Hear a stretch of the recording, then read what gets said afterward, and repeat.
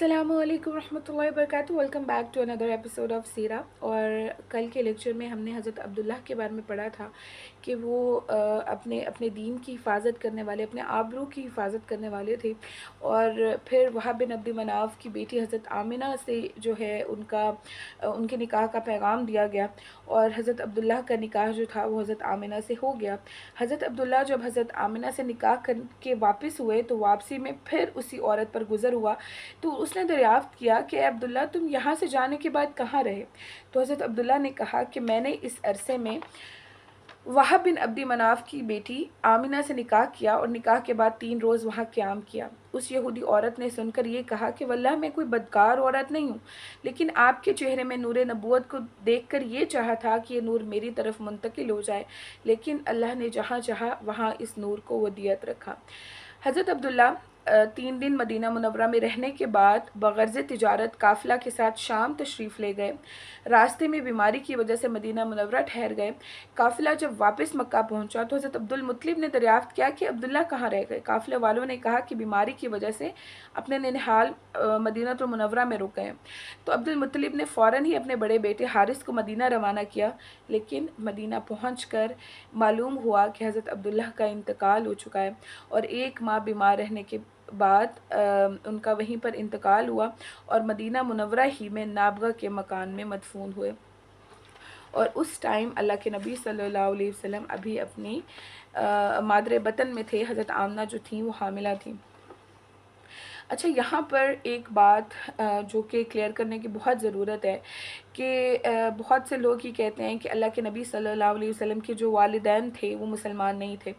लेकिन सबसे पहले तो इस चीज़ को क्लैरिफाई करें कि अल्लाह के नबी सल्लल्लाहु अलैहि वसल्लम ने अपनी आमद से कबल ऐलान नबूवत तो नहीं किया था कि लोग उसको कबूल करना शुरू कर देते।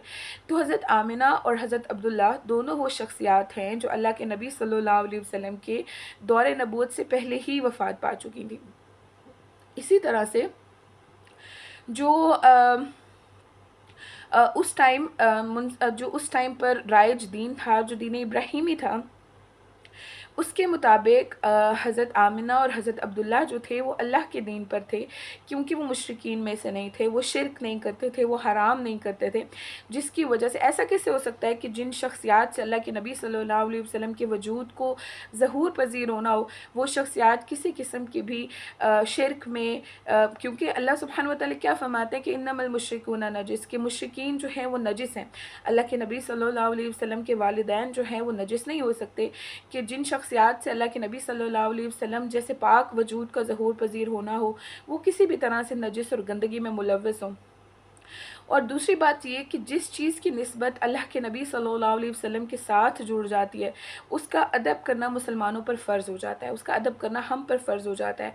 मिसाल के तौर पर जिस शहर से अल्लाह के नबी सल्लल्लाहु अलैहि वसल्लम की निस्बत हुई, उस शहर का अदब हम पर फ़र्ज़ हो गया। जिस पत्थर से अल्लाह के नबी सल्लल्लाहु अलैहि वसल्लम की निस्बत हुई, उस पत्थर का अदब करना हम पर फ़र्ज़ हो गया। जिस जगह से अल्लाह के नबी सल्लल्लाहु अलैहि वसल्लम की निस्बत हो जाए, जिस शजर से अल्लाह के नबी सल्लल्लाहु अलैहि वसल्लम की निस्बत हो जाए, जिस इंसान से अल्लाह के नबी सल्लल्लाहु अलैहि वसल्लम की निस्बत हो जाए, उसका अदब करना हम पर फ़र्ज़ हो जाता है।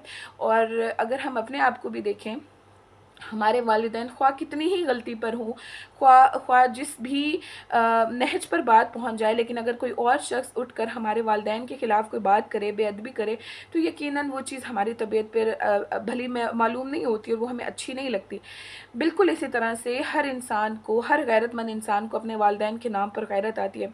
तो अल्लाह के नबी सल्लल्लाहु अलैहि वसल्लम के वालिदैन इतना बड़ा दर्जा रखते हैं कि उनका अदब जो है वो हम सब पर ज़रूरी है। अल्लाह सुब्हानहू व तआला हमसे उनके दीन के मुतल्लिक़ नहीं पूछेंगे, लेकिन हम अपनी बेअदबियों के जवाबदेह ज़रूर होंगे।